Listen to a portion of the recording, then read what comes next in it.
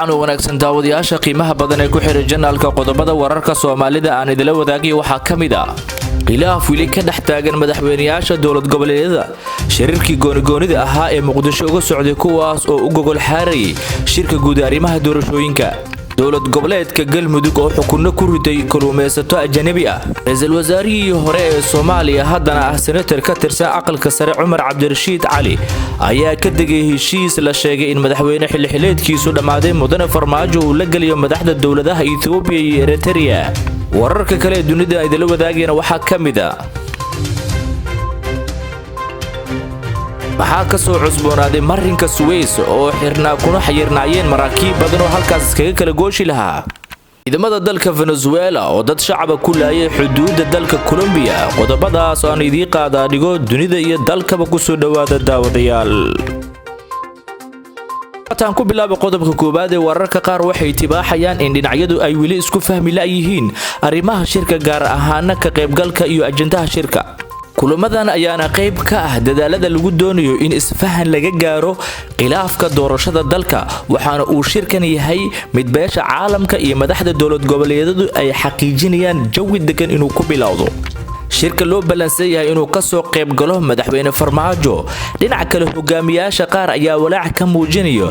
in kalfadhiga baarlamaanka Soomaaliya oo sida qorsheysan Arbacada la qaban doono kaas oo laga cabsi qabo in muddo kororsi loogu sameeyo dowladda federaalka maxkamadda gobolka Mudug ee dowlad goboleedka Galmudug ayaa ganaax min $700 ah ku riday 31 ruux oo si sharci darro ah ugu kalluumaysanayay biyaha xeebaha u dhaxeeya magaalooyinka Xaradheere iyo Hobyo sidoo kalena waxaa lagala wareegay doontii iyo qalabkii ay wateen kalluumaysatadan ayaana ka soo jeeda dalka Yemen guud ahaan dadka la qabtay ayaa ka koobnaa 39 ruux hase ahaatee 8 ka mid ah ayaa ah caruur sida ay ku dhawaaqday maxkamaddu qoraal uu soo saaray Umar Cabdirashiid bartiisa Twitterka ayuu ku sheegay in heshiis amni iyo mid difaac ee Farmaajo la galo dowladda Itoobiya iyo Eritrea ay keeni karto khatar loona baahan yahay in laga fiirsado heshiiska dhanka amniga difaaca oo dhaxmara Eritrea Itoobiya Soomaaliya ayaa noqon kara arrin khatar keeni karta oo fiiro gaar ah u leh sababtoo ah adeegsiga aan dhamaadka lahayn ee waaxda amniga waxay noqonaysaa walaac daran ayuu yiri senator Umar Cabdirashiid maraakiibta ayaa bilaabay inay iska kala gooshaan marinka Suez kadib markii uu dhawaan xiray markab weyn oo saameyn ku yeeshay dhaqdhaqaaqa maraakiibta ee aagaas maraakiib gaaraysa 37 oo ku xayirnaa marinka Suez ayaa ka gudbay halka 70 kalena la filayo inay maraan kanaalka mas'uuliyiinta Suez ayaa dadaal ugu jira sidii ciriiriga looga yareyn lahaa marinka isla markaana ay sugayaan inay ka gudbaan halkaas ilaa 400 oo maraakiib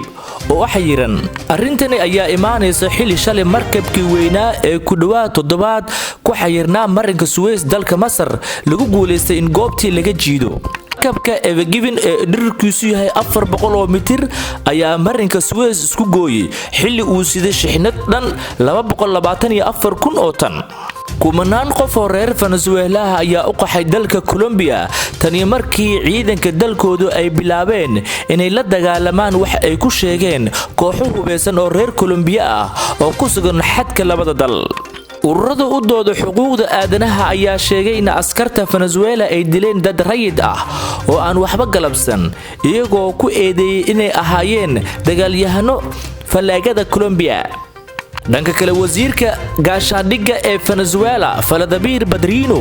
ayaa sheegay in ciidamada qalabka sida ay waajib ku tahay inay ka difaacaan dalka kooxaha aan caadiga ahayn laakiin ay tahay inay ilaaliyaan ixtiraamaan xuquuqda aadanaha daawadayaal waa naga intaas qodobadii dalka iyo dunida aan idila wadaageen intaan waqti kale kulmi doona hadii Allah awood ilmo assalamu alaykum wa rahmatullahi wa barakatuh